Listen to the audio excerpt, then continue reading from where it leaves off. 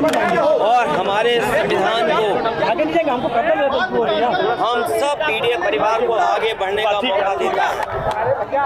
आज हम उन्हें याद इसलिए भी करते हैं कि दुनिया का सबसे शानदार उन्होंने संविधान हमें दिया है। बाबा साहब भीमराव अंबेडकर जी के जीवन के बारे में जब हम लोग सुनते और पढ़ते हैं, उन्हें बचपन से ही तमाम तरह के भेदभाव का सामना करना पड़ा। समाज की जो बुराइयां हैं समय समय पर उन्हें लड़ना पड़ा।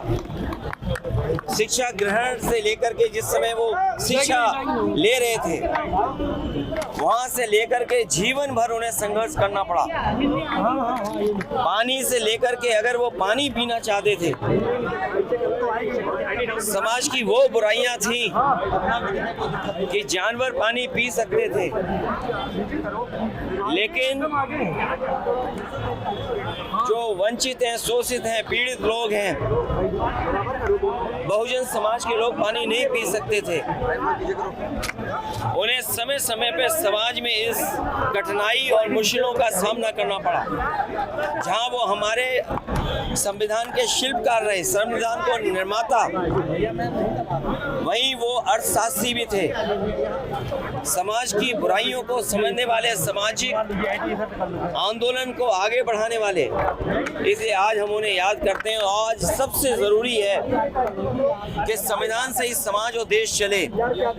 इसलिए आज के दिन हम संकल्प लेते हैं सब लोग कि बाबा साहब भीमराव अंबेडकर जी का बना हुआ संविधान, उस पर चल करके संविधान को और मजबूत बनाएंगे। अगर संविधान कमजोर होता है तो हमारा लोकतंत्र कमजोर होगा। संविधान अगर हमसे छीना जाएगा तो हमारा हक अधिकार छीना जाएगा, हमारे शिक्षा का अधिकार छीनेगा, हमारे आरक्षण का अधिकार छीनेगा। बाबा साहब ने यही तो कहा था कि शिक्षा का अधिकार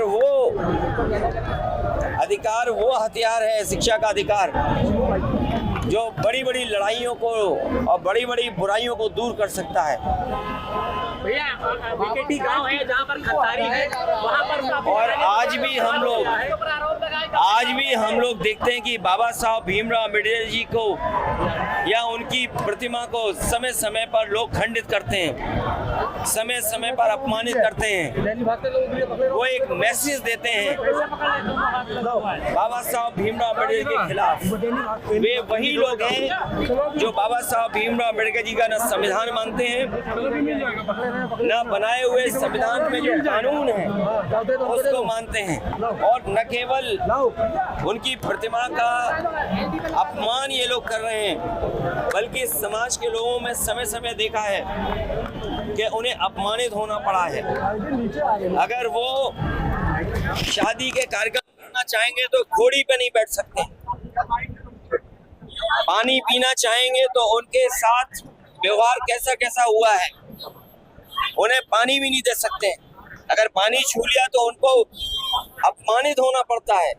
तो इसलिए ये लंबी लड़ाई है, और हमें उम्मीद है कि आज जब हम बाबा साहब भीमराव अंबेडकर जी को याद कर रहे हैं, उनके बनाए हुए संविधान और उनके दिए हुए संविधान पे हम संकल्प लेते हैं कि कितना भी जोखिम उठाना पड़े, हम सब लोग मिलकर के पीडीए परिवार के लोग संविधान को बचाने का काम करेंगे।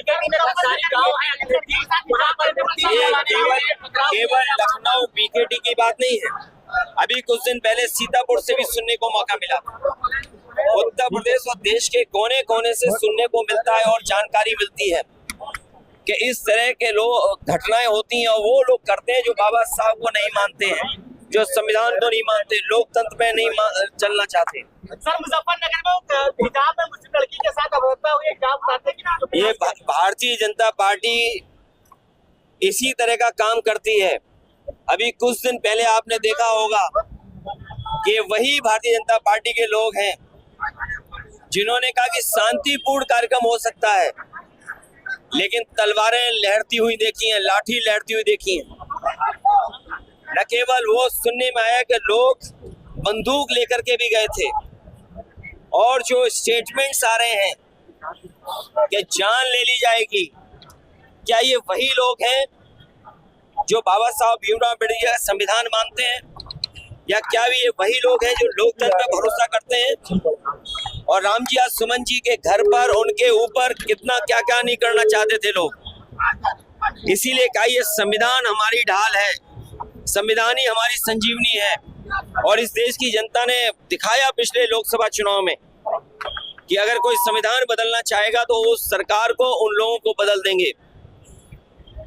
ये जो संविधान बदलने निकले थे, ये यही इसी तरह का काम कराएंगे जो अभी कुछ दिन पहले हम लोगों ने देखा है कि नंगी तलवारें चलेंगी, लाठी लेकर के निकलेंगे।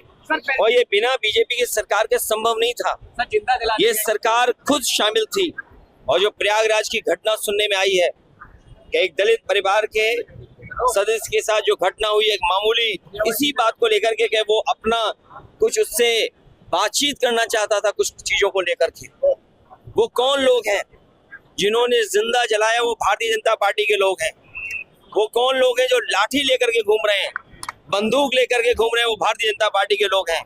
ये भारतीय जनता पार्टी के लोग डराना चाहते हैं। कहीं अगर ये 400 लोकसभा जीत गए होते तो यकीन मानिए प्रेस के लोग भी आप सवाल नहीं पूछ सकते थे।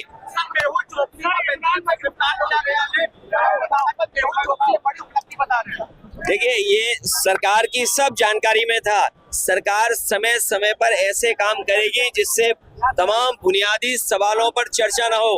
आज सबसे बड़ा सवाल है कि संविधान सुरक्षित है कि नहीं है, संविधान के तहत ये सरकार चल रही कि नहीं चल रही है। ये जानबूझ करके इसी तरह के ये लोगों ने काम किया। ये तमाम वो प्रभुत्ववादी लोग हैं, ये तमाम वो लोग हैं जिन्होंने सदियों से शोषण किया है, सदियों से वंचित लोगों को अपमान किया है। ये समय समय पर बाबा साहब भीमराव अम्बेडकर जी का अपमान कर करके ये संदेश देने का काम करते हैं समाज में कि अगर हम ताकतवर हो जाएंगे तो इसी तरह आपको अपमानित करेंगे।